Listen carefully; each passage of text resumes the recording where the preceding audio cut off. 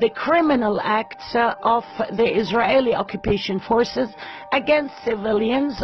None of them used any fire weapon or lethal weapon. Disproportionate force and live ammunition to kill civilians premeditatively. Genocidal actions against the heroic people of Palestine protesting in dignity and peace. Horrific violations by the Israeli forces. Systematic aggression of Israel against the Palestinian people. The massacres perpetrated in cold blood. Impose horrible bloodshed and political tensions in the region. Indiscriminate killing and wounding by the Israeli military constitute war crimes and anti-human rights crimes. Terrible massacres carried out by Israel against Palestinian civilians. United Nations Watch, you have the floor.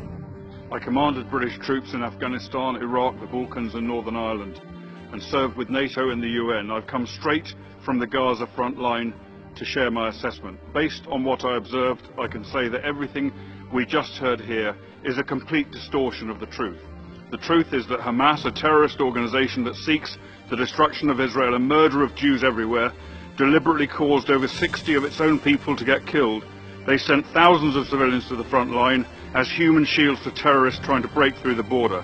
Hamas's goals, in their own words, was, quote, blood in the path of jihad.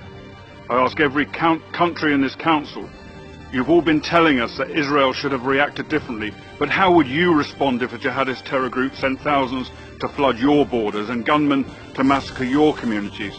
Your failure to admit that Hamas is responsible for every drop of blood spilt on the Gaza border encourages their violence and use of human shields.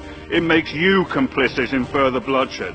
If Israel had allowed these mobs to break through the fence, the IDF would then have been forced to defend their own civilians from slaughter, and many more Palestinians would have been killed.